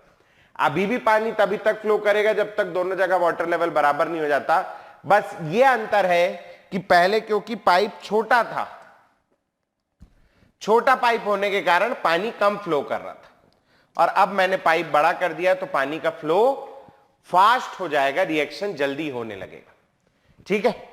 एक काम मैं और कर सकता हूं, इस पाइप की जगह वो फ्रूटी के साथ जो स्ट्रॉ आता है ना, वो स्ट्रॉ लगा दिया मैंने। फ्रूटी के साथ जो स्ट्रॉ आता है एकदम पतला, उससे भी पतला। बताओ इक्विलिब्रियम आएगा कि नहीं आएगा? पानी यहां भरा हुआ है, इक्विलिब्रियम आएगा कि नहीं आएगा? आएगा। लेकिन अंतर क्या होगा, बस जो यहां लेट से आएगा, जो यहां 5 मिनट में आ रहा हो सकता है 10 मिनट में आए। समझ में आ रही बात? या 15 मिनट में आए, टाइम बढ़ जाएगा। तो कैटलिस्ट इक्विलिब्रियम कहां आने वाला है उसको अफेक्ट नहीं करता, इक्विलिब्रियम वहीं आएगा जहां पहले आने वाला। कैटलिस्ट केवल क्या इफेक्ट करता है? कैटलिस्ट अफेक्ट करता है time required to achieve equilibrium. Positive catalyst reaction को जल्दी कराने लगेगा और नेगेटिव कैटलिस्ट रिएक्शन को लेट से कराएगा, ठीक। तो लिखेंगे भैया, presence of catalyst do not alter, presence of catalyst do not alter state of equilibrium, presence of catalyst do not alter state of equilibrium. जो कैटलिस्ट है वो स्टेट ऑफ इक्विलिब्रियम को अल्टर नहीं करता. Do not alter state of equilibrium. It only alters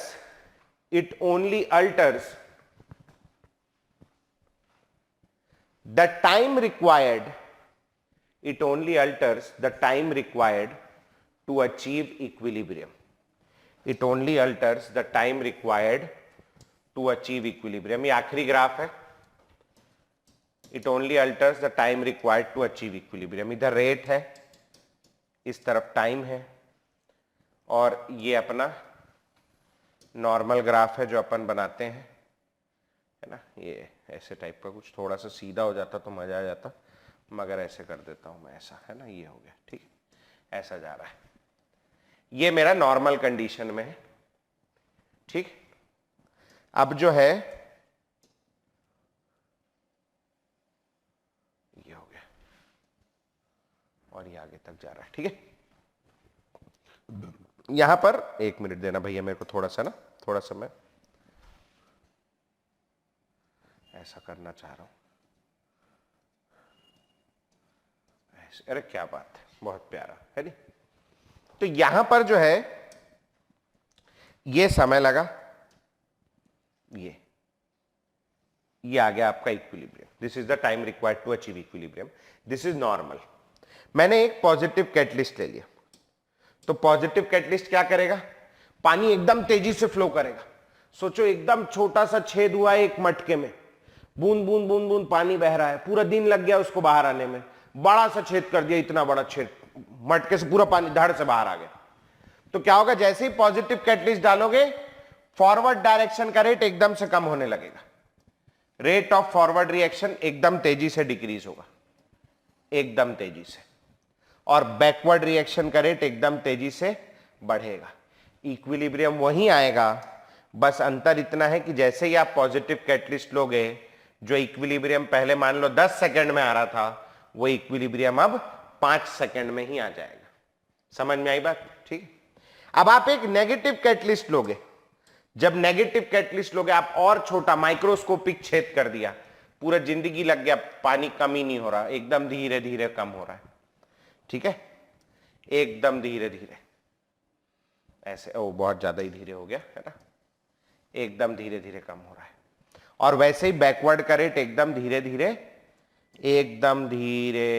बढ़ रहा है. बे बढ़ना यार, बराबर हो जाना. वो एकदम धीरे धीरे बढ़ रहा है, ठीक है. इक्विलिब्रियम अभी भी आएगा, लेकिन अब क्या अंतर है, जो इक्विलिब्रियम पहले 10 सेकंड में आ रहा था, अब वो इक्विलिब्रियम आगे बढ़ के 15 सेकंड में आएगा. समझ में आ रही बात. तो ये जो लाल वाला है, ये लाल वाला क्या है, this is negative catalyst. Negative catalyst क्या कर रहा है, time required to achieve equilibrium को बढ़ा दे रहा है. सफेद वाला क्या है, this is without any catalyst. कोई भी कैटलिस्ट नहीं है, विदाउट एनी कैटलिस्ट, नॉर्मल है. और हरा वाला क्या है बोलो, हरा वाला हो गया आपका पॉजिटिव कैटलिस्ट, जो रेट को क्या कर दे रहा है, बढ़ा दे रहा है. समझ में आई बात भैया. तो ये ग्राफ बनाएंगे, इसके साथ में थ्योरी वाला पार्ट अपना यहां खत्म हो गया. इसका नोट कर लो. किसी को कोई डाउट इस यहां तक के इस पॉइंट में? सर, हाँ सर इंक्रीज के बाद क्या लिखा है ये साइड में? ROR, rate of reaction. ये ROR मतलब रेट ऑफ रिएक्शन है ना, मतलब रिएक्शन का स्पीड है. This is the rate of reaction.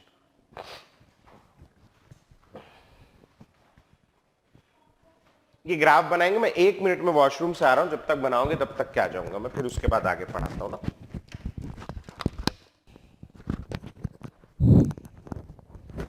चलो भाई आगे बढ़ेंगे.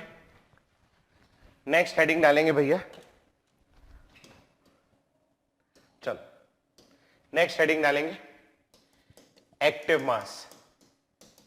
Active mass, active mass, active mass लिखेंगे भैया. It is molar concentration, molarity का ही दूसरा नाम क्या है? Active mass. It is molar concentration. Molar concentration क्या होता है? मोलैरिटी, मोलैरिटी बराबर होता है N/V। इसको डिनोट करते हैं स्क्वायर ब्रैकेट से। स्क्वायर ब्रैकेट का मतलब है एक्टिव मास, ठीक है? स्क्वायर ब्रैकेट मोलैरिटी से इतना नोट करेंगे फॉर्मूला। एक्टिव मास बोल रहा है मतलब क्या बोल रहा है? मोलैरिटी बोल रहा है। N/V डब्बा, ठीक है? लिखेंगे आगे। इन case of gases, in case of gases,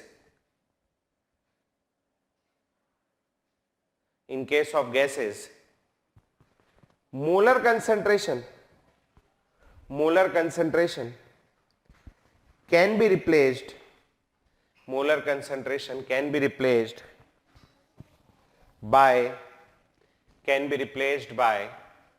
partial pressure also.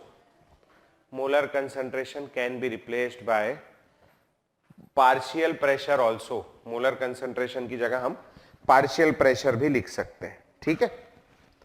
Gases के केस में एक्टिव मास, ठीक? आगे बढ़ेंगे। अगला पॉइंट लिखना इन केस ऑफ, इसमें लिखना एक दो छोटे छोटे पॉइंट बचे। In case of pure solids, in case of pure solids and pure liquids, in case of pure solids and pure liquid. आ जाओ इधर देखना अब, है ना? प्योर सॉलिड और प्योर लिक्विड की बात कर रहे हैं। मेरे पास एक सॉलिड है, जैसे कि ये डब्बा है, ये सॉलिड है एक ठो, ठीक है? ये रिएक्शन में भाग ले रहा है। अब ये रिएक्शन में भाग लेता है। रिएक्शन में भाग लेने से पहले मैं मान ले रहा हूं कि इसके मोल्स है n, मोलैरिटी निकालने जा रहा हूं। इसके मोल्स है n और इसका वॉल्यूम है v। रिएक्शन होने के बाद इमेजिन करो कि आधा रिएक्शन में भाग ले लेता है, आधा रिएक्शन में भाग ले लिया। साबुन की बट्टी होती ना, आधी रिएक्शन में भाग ले ली, तो अब कितनी बची? आधी। तो अब इसके मोल्स कितने हो जाएंगे? आधी बट्टी बची, तो अब मोल्स कितने हो जाएंगे बाद में, है ना? मोलैरिटी डैश कर दे रहा हूं। मोल्स कितने हो जाएंगे? N/2। और वॉल्यूम कितना हो जाएगा? V/2। वॉल्यूम भी आधा हो गया। देखो ये नीचे का मैं काट नहीं सकता है, मेरे मॉडल है पढ़ाने का क्लास में, है ना? लेकिन इमेजिन करो आधा बचेगा, तो 2 से 2 कट गया, क्या आ गई? N/V। सॉलिड के केस में जो मोलैरिटी पहले थी वही मोलैरिटी बाद में आ रही, सॉलिड के केस में। अच्छा, ठीक है। तो सॉल्यूशन के केस में क्या होता है? सॉल्यूशन समझ रहे हो?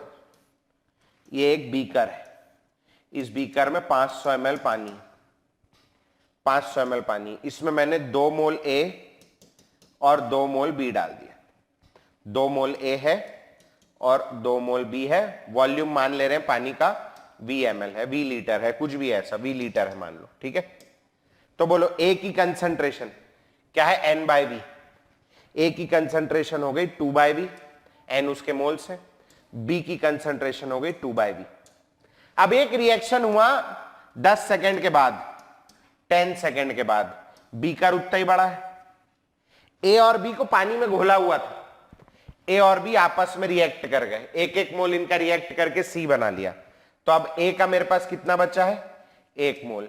बी का मेरे पास कितना बचा है? 1 मोल। लेकिन पानी का वॉल्यूम कितना है? पानी तो उतना ही रहेगा जो था 20 लीटर। उस पानी को तो चेंज नहीं किया मैंने, ए और बी रिएक्ट किए, पानी में घुले हुए थे, पानी तो उतना ही है। तो अब जो कंसंट्रेशन आ जाएगी वो क्या आ जाएगी? 1/V और 1/V। ये समय के साथ चेंज हो रही, देखो चेंज होती नजर आ रही। 2/V थी, अब 1/V हो गई। लेकिन यहां सॉलिड के केस में कंसंट्रेशन चेंज नहीं हो रही है। ऐसे ही अगर मैं प्योर लिक्विड की बात करता हूं, एक बोतल पानी है मेरे पास, एक बोतल पानी है, इस एक बोतल पानी में मेरे पास N मोल थे, वॉल्यूम V था। इसमें रिएक्शन हुआ और रिएक्शन में आधा बोतल पानी जो है वो यूज हो गया, है नहीं? अब बताओ कितना पानी बचा है? आधा बोतल। तो अब इसके मोल्स कितने हो गए? आधे हो गए। और आधा बोतल है तो उसका वॉल्यूम भी कितना बचा है? आधा बचा है, V/2 बचा है। तो अब इसकी कंसंट्रेशन भी क्या आ रही है? N/V आ रही। प्योर सॉलिड और प्योर लिक्विड के केस में कंसंट्रेशन जो पहले थी वही बाद में आ रही है, जो पहले थी वही बाद में आ रही है, समय के साथ चेंज नहीं हो रही। और जो चीज समय के साथ बदलती नहीं है उसका कोई इफेक्ट नहीं होता है। हम चाहते हैं देश में प्रगति हो तो हमें भी तो कुछ करना पड़ेगा ना, और हम कुछ नहीं करेंगे तो कुछ नहीं होगा। तो ये कंसंट्रेशन अगर चेंज नहीं होगी तो रेट पे कोई इफेक्ट नहीं पड़ेगा, इक्विलिब्रियम कुछ नहीं आएगा, समय के साथ ये परिवर्तन नहीं हो रहा है इनमें, they are not changing with time. ठीक है, तो लिखेंगे भैया in case of solids and pure liquid concentration remains constant, concentration remains constant, concentration remains constant, therefore they are considered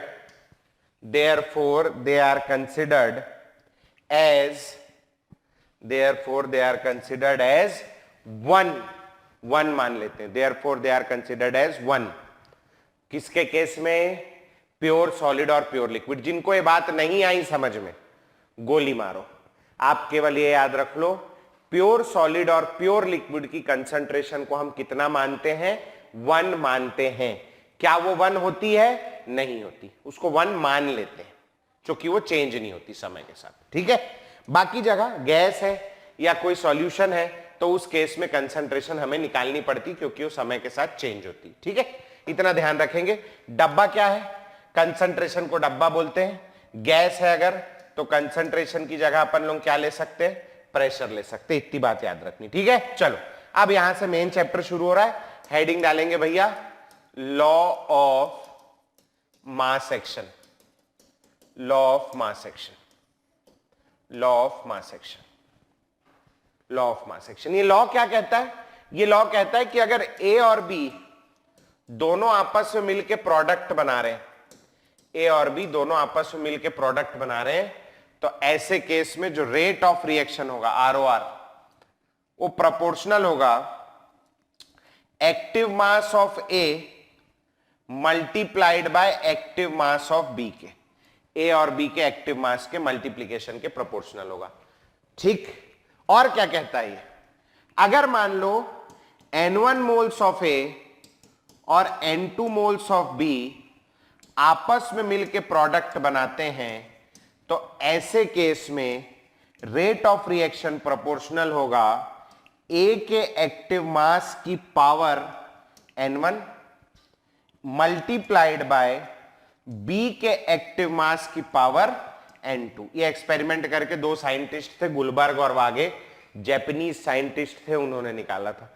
गोली मारो, नाम और कंट्री की जरूरत नहीं, 2 साइंटिस्ट का निकाला हुआ है। क्या बोल रहे हैं उन लोग?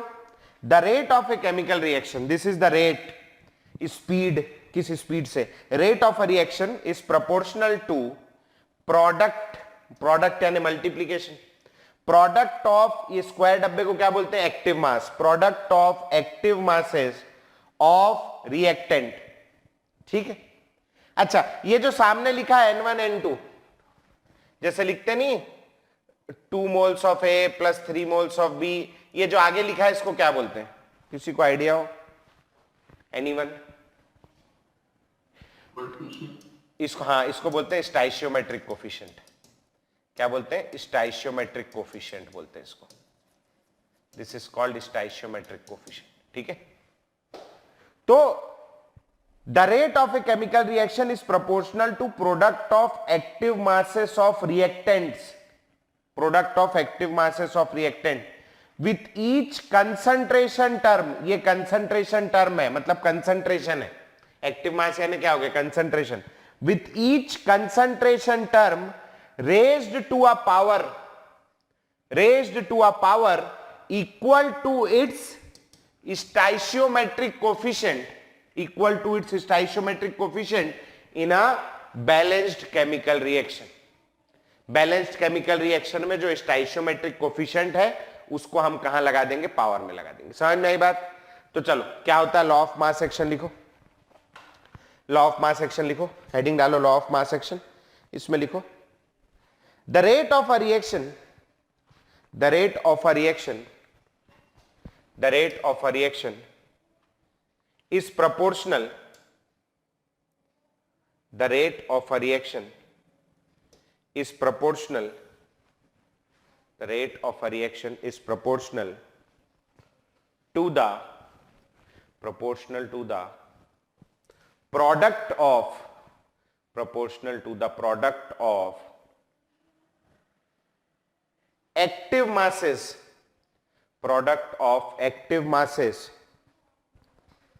of reactants, product of active masses of reactants with each concentration term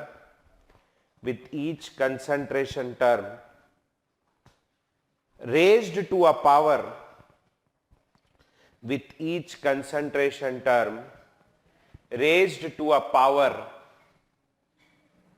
equal to its stoichiometric, with each concentration term raised to a power equal to its stoichiometric coefficient, in a balanced chemical equation,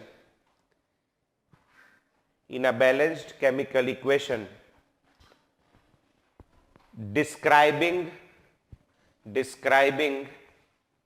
the reaction, है ना, equal to stoichiometric coefficient in a balanced chemical equation describing the reaction. ठीक है, अभी देखो क्या समझ में रखना है, इतना दिमाग मत लगाओ, ज्यादा छोटा सा दिमाग है, ज्यादा लोड दोगे फूट उड़ जाए क्या पता। ऐसा लिखा है N2 + 3H2 gives 2NH3। बोलो यहां रेट ऑफ रिएक्शन किसके प्रोपोर्शनल होगा? कंसंट्रेशन ऑफ N2 की power 1 into concentration of H2 की पावर क्या 3, ये प्रोपोर्शनल होगा इसका।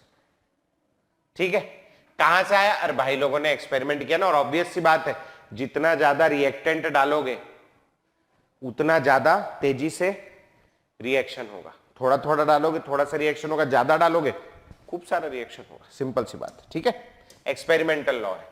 चल ये वाला नोट करो फटाक से, जल्दी नोट करो।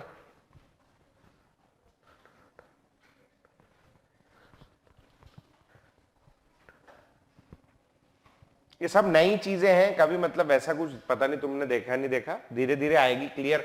बहुत इजी चैप्टर है, जैसे न्यूमेरिकल करोगे ना तुम बोलोगे भगवान इसमें से एक तो सवाल आ जाए करके। बहुत इजी, एकदम गोबर चैप्टर। चलो अब भैया प्रोपोर्शनैलिटी साइन हटाएंगे तो हम एक तो कांस्टेंट लगा देंगे, तो ROR बराबर हो गया K इंटू A की पावर N1 और B की पावर N2। ये जो K है ये एक प्रोपोर्शनैलिटी कांस्टेंट है, और क्योंकि रेट ऑफ रिएक्शन से रिलेटेड है इसको कहते हैं रेट कांस्टेंट। क्या कहते हैं? Rate constant. इसी का दूसरा नाम है वेलोसिटी कांस्टेंट, क्योंकि आप रिएक्शन किस स्पीड से हो रहा है, कितना तेजी से हो रहा है, उसको रेट ऑफ रिएक्शन भी बोल सकते हो और वेलोसिटी ऑफ रिएक्शन भी बोल सकते हो। इसीलिए इस K का दूसरा नाम हो गया रेट कांस्टेंट या वेलोसिटी कांस्टेंट। ठीक है, चल तो ये दो नाम याद रखनी। इसका एक तीसरा नाम और है जो जब आप क्लास 12th में केमिकल काइनेटिक्स पढ़ोगे तो वहां पर आ जाएगा, वहां पर देखेंगे। ठीक है, खैर अभी के लिए आ जाओ। इसका एप्लीकेशन हमारी लिए जिंदगी में क्या एप्लीकेशन है, तो application of law of mass action देखेंगे, इसको बाद में नोट कर लेना। पहले देखो, एक रिवर्सिबल रिएक्शन हो रहा है, N1 moles of A plus N2 moles of B gives M1 moles of C और M2 मोल्स ऑफ D। ये जो रेट कांस्टेंट है ना, इसको हम यहां ऊपर दिखा सकते हैं। यहां लिख रहा हूं मैं KF, F फॉर फॉरवर्ड। ये KF जो है ये फॉरवर्ड डायरेक्शन का कांस्टेंट है। रिवर्सिबल रिएक्शन है तो पीछे भी आएगा, बैकवर्ड भी मूव करेगा, तो मैं यहां लिखने जा रहा हूं KB, और KB जो है वो बैकवर्ड डायरेक्शन का कांस्टेंट है। ठीक है, चलो अब लॉ ऑफ मास एक्शन लगा के बताओ rate of forward reaction. Forward direction के समय A और B कैसा बिहेव करेंगे? As reactant. तो rate of forward reaction proportional हो जाएगा ए की पावर क्या n1 और बी की पावर क्या n2। प्रोपोर्शनैलिटी साइन हटाऊंगा तो rate of forward reaction is equal to K F A की पावर n1 बी की पावर n2। यहां तक ठीक है। Now rate of backward reaction, जो बैकवर्ड रिएक्शन होगा उसके लिए रिएक्टेंट कौन हो जाएंगे? बैकवर्ड रिएक्शन के लिए रिएक्टेंट कौन होगा? बोल सी और डी। बहुत बढ़िया। तो जो रेट ऑफ बैकवर्ड रिएक्शन है ये प्रोपोर्शनल हो जाएगा सी की पावर m1 और डी की पावर m2 के। और जब ये प्रोपोर्शनैलिटी साइन हटाऊंगा तो क्या लग जाएगा भैया? के बी इंटू सी की पावर m1 और डी की पावर m2। ठीक है, चल यहां तक कि कोई तकलीफ किसी को? लिखा है भर मैंने। अब जैसे ही इक्विलिब्रियम पे पहुंचेंगे, एट इक्विलिब्रियम, कोई बता सकता है इक्विलिब्रियम क्या होता है? इक्विलिब्रियम, बहुत बढ़िया, जितना रिएक्शन आगे जाएगा उतना ही रिएक्शन पीछे जाएगा। रेट ऑफ फॉरवर्ड रिएक्शन बराबर to rate of backward reaction, दोनों एक दूसरे के इक्वल हो जाएंगे। ठीक है, अब फॉरवर्ड रिएक्शन का रेट ये देखो लिखा हुआ है, क्या आ जाएगा देखना, इधर बताना मेरे को। के एफ ए की पावर n1 बी की पावर n2। ठीक है, अच्छा बैकवर्ड रिएक्शन ये लिखा है, तो बैकवर्ड रिएक्शन क्या हो जाएगा बोलो? के बी सी की पावर m1 और डी की पावर m2। ठीक है, अब बताओ भैया मेरे को, अगर मैं इसको यहां ले आता हूं, इसको के बी को, तो यहां हो जाएगा के एफ बटे के बी बराबर सी की पावर m1 डी की पावर m2 डिवाइडेड बाय क्या? ए की पावर n1 और बी की पावर n2। ठीक है, ये जो आया है हमारा, ये के एफ, ये क्या है? ये रेट कांस्टेंट है फॉरवर्ड डायरेक्शन का। के बी क्या है? ये रेट कांस्टेंट है बैकवर्ड रिएक्शन का। ये भी कांस्टेंट है, ये भी कांस्टेंट है। दो कांस्टेंट को डिवाइड करूंगा तो क्या आ जाएगा बोलो मेरे पास? तीसरा कांस्टेंट, जिसको हम लोग कहते हैं के ई क्यू। व्हाट इज के E Q? This is equilibrium constant. This is equilibrium constant. ठीक है, दिस इज इक्विलिब्रियम कांस्टेंट। तो ये बात ध्यान रखनी, यहां पर जो है ना बच्चा सबसे ज्यादा चीज जो भूल जाता है वो ये भूल जाता है कि इक्विलिब्रियम कांस्टेंट जो है वो के फॉरवर्ड बटे के बैकवर्ड होता है। ये बहुत काम की बात है, आगे भूल जाओगे आप।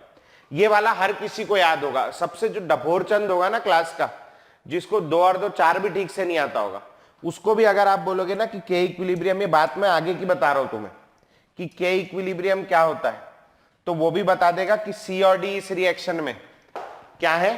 प्रोडक्ट। तो प्रोडक्ट बटे ए और बी क्या है? रिएक्टेंट। तो इसको पूरी दुनिया ऐसे याद रखती है कि के इक्विलिब्रियम बराबर क्या है? के इक्विलिब्रियम बराबर होता है प्रोडक्ट बटे रिएक्टेंट। ठीक है, तो ये ऐसे याद रखना है ये वाला। और के इक्विलिब्रियम क्या होता है? के फॉरवर्ड बटे के बैकवर्ड। समझ में आ गया यहां तक के? चल इधर का पीछे का ये नोट करो, इक्विलिब्रियम कांस्टेंट कैसे निकालते हैं वो सब अभी धीरे धीरे देखेंगे, अभी तैयारी कर रहे, पहली क्लास है। यहां का नोट करो जो बचा हुआ था। जो एक्टिव मास है, एक्टिव मास कुछ नहीं है बेटा, एक फैंसी टर्म है केवल। एक्टिव मास कोई फैंसी टर्म है, बड़ा टर्म। साइंटिस्ट लोग अगर वही सड़ी सड़ी भाषा में बात करते रहेंगे तो साइंटिस्ट कैसे कहलाएंगे? फैंसी टर्म यूज करना जरूरी। एक्टिव मास जो है ये 2 प्रकार से हम डिनोट कर सकते हैं। 2 चीजें होती, एक तो होता है मोलर कंसंट्रेशन, मोलर कंसंट्रेशन है ना एक्टिव मास, और दूसरा बताया गैसेस के केस में हम लोग क्या लिख सकते हैं इसको? पार्शियल प्रेशर भी हो सकता है। तो कंसंट्रेशन के टर्म्स में जब हम इक्विलिब्रियम कांस्टेंट को लिखते हैं तो दिस इज कॉल्ड केसी। क्या बोलते हैं? केसी। और प्रेशर के टर्म्स में हम जब इक्विलिब्रियम कांस्टेंट को लिखते हैं तो दिस इज कॉल्ड केपी। एक होता है केसी और एक होता है केपी। ठीक है, अब जो केसी है ये क्या होता है? जो ये सेम रिएक्शन था ना, केसी है, क्या होगा? सी की पावर m1 डी की पावर m2 बटे ए की पावर n1 और b की पावर n2 वही रहेगा। लेकिन जब मैं इसको kp लिखने जाऊंगा तो ये चेंज हो जाएगा, पार्शियल प्रेशर, प्रेशर में चेंज हो जाएगा। तो हम लोग C की कंसंट्रेशन नहीं लिखेंगे, यहां क्या लिखेंगे, pressure of C, partial pressure of C की power m1 multiplied by partial pressure of D की power m2 divided by partial pressure of A की पावर n1 और पार्शियल प्रेशर ऑफ B की पावर n2। मतलब क्या है, active mass जो है ये दो प्रकार से रिप्रेजेंट किया जा सकता है, एक मोलर कंसंट्रेशन, एक पार्शियल प्रेशर। जब हम लोग पार्शियल मोलर कंसंट्रेशन में एक्सप्रेस करेंगे दैट इज कॉल्ड Kc, और जब हम लोग पार्शियल प्रेशर में एक्सप्रेस करेंगे this is called Kp। Kc वही है, Kp भी वही है, केवल हम कंसंट्रेशन की जगह क्या पुट कर रहे हैं उसमें, प्रेशर, बस इतना सा। इसको नोट करो और एक छोटा सा हेडिंग डालेंगे, रिलेशन बिटवीन, क्या मैं होमवर्क देना चाहता हूं, Kp एंड Kc, Kp और Kc के बीच का रिलेशन। क्या पता मेरे को लग नहीं रहा है कि मैं दे पाऊंगा, मगर चलो ट्राई तो करता हूं। Relation between Kp and Kc, Kp और Kc के मध्य का रिलेशन, इतना नोट कर लो, relation between Kp and Kc। बच्चे कोई सब बग गए, नहीं ठीक है, जनसंख्या फिर भी पहले से ठीक है। क्या है ना, मैंने नोटिस किया एक कि जब जैसे ना बच्चे जो होते हैं, इनको जिस दिन थ्योरी पढ़ाओ ना उस दिन उन्हें थ्योरी नहीं समझ में आती, थ्योरी में उन्हें बोर लगता है, क्या थ्योरी कर रहे हैं सर, जब से लिख रहे हैं। और जैसे उन्हें न्यूमेरिकल कराना शुरू करो हाथ पैर फूल जाते, सर न्यूमेरिकल कहाँ सर, बनता ही नहीं हमसे। तो मैं खुद परेशान हूं कि पढ़ाऊं क्या, थ्योरी में मजा नहीं आता, न्यूमेरिकल बनता नहीं है ना। चलो खैर कोशिश करते, धीरे धीरे कुछ तो मिल ही जाएगा। खैर Kp और Kc का रिलेशन मेरे को बता दो, Pv इक्वल टू क्या होता है, बहुत बढ़िया, Pv इक्वल टू nRT होता है, बहुत अच्छे बहुत अच्छे। P equal to n by V R T. Now ये n क्या है, this is moles, and V क्या है, दिस इज वॉल्यूम। कंसंट्रेशन बराबर होता है n बाय वी, ठीक है। तो मैं यहां जो ये n बाय वी है इसकी जगह मैं लिखने जा रहा हूं डब्बा, तो आ गया P इज इक्वल टू डब्बा आर टी। समझ में आया, डब्बा कहां से आया, n बाय वी से आ गया, ठीक है। चल आगे बढ़ेंगे। अब एक रिएक्शन हो रहा है मेरे पास में, N1A प्लस N2B से मिलके बन रहा है M1C प्लस M2D। इस रिएक्शन के लिए Kp कैसे लिखेंगे, Kp partial pressure of C की पावर, बोलो क्या, M1 into partial pressure of D की power M2, partial pressure of A की पावर N1 और पार्शियल प्रेशर ऑफ B की पावर N2। सब समझ गए होंगे। अब P इज इक्वल टू, हमने क्या निकाला, P इज इक्वल टू डब्बा आर टी। तो P इज इक्वल टू डब्बा आर टी अगर मैं यहां पुट कर दूं तो Kp बराबर, बोलो Pc की जगह डब्बा C, डब्बे में C आर टी पूरे की power M1 multiplied by PD की जगह डब्बे में D आर टी पूरे की पावर M2 डिवाइडेड बाय डब्बे में A आर टी पूरे की पावर N1 मल्टीप्लाइड बाय डब्बे में B आर टी पूरे की पावर N2। ठीक है, मैंने कुछ नहीं किया, केवल जो P है उसकी जगह डब्बा आर टी लिखा हूं सब में। ठीक, अब मैं इसको खोलने जा रहा हूं, बड़ा करने जा रहा हूं। आ जाओ, देखो इधर, बोलो Kp बराबर क्या हो जाएगा, C की पावर M1 आर टी की पावर M1 चल जाएगा, इंटू D की पावर M2 आर टी की पावर M2, उसको खोल दिया, डिवाइडेड बाय, हाँ जी, A की पावर N1 आर टी की पावर N1, A की पावर N1 आर टी की पावर N1, और देख के बोलना वहां से B की पावर N2 और आर टी की पावर N2। ठीक है, अब मैं क्या करने जा रहा हूं, Kp बराबर C की पावर M1 D की पावर M2 एक साथ लिख रहा हूं, डिवाइडेड बाय a की पावर n1 b की पावर n2, ये एक साथ लिख रहा हूं। अब बताओ ये दोनों का बेस सेम है, x की power m multiplied by x की पावर n बराबर x की power m plus n, plus हो जाएगा। तो मैंने RT की पावर m1 प्लस m2 कर दिया और डिवाइडेड बाय RT की पावर नीचे क्या आ जाएगा बोलो, n1 प्लस n2। ठीक है, अब कोई बता सकता है ये क्या चीज दिख रहा है आपको, व्हाट इज दिस? ये है Kc, है ना, Kc हो Kc। ठीक है, अच्छा यहां पर आ जाओ, रिएक्शन ये है। अब रिएक्शन देख के बताओ m1 प्लस m2 क्या है? C और D के मोल्स का सम है। मतलब m1 प्लस m2 को अगर मैं लिख दूं मोल्स ऑफ प्रोडक्ट तो कोई गलत बात हो जाएगी क्या? है नहीं। अच्छा n1 प्लस n2 को मैं क्या लिख सकता हूं? Moles of reactant. अब ये नीचे से जब ऊपर जाएगा तो क्या हो जाएगा बोलो? माइनस हो गया, NP माइनस NR हो गया। बहुत बढ़िया। अच्छा P is final, product final है और रिएक्टेंट इनिशियल है। जब मैं हाँ बहुत बढ़िया, फाइनल माइनस इनिशियल करूंगा डब्बा आ जाएगा। बहुत बढ़िया, डेल्टा आ जाएगा, ट्राइंगल। तो Kp बराबर Kc RT की पावर डेल्टा NG लिखते हैं ना। What is G? Sir G क्यों लगा दिया आप? G इज्जत दे रहे हो आप? नहीं, ऐसा आदमी नहीं हूं मैं, इज्जत आसानी से नहीं देता।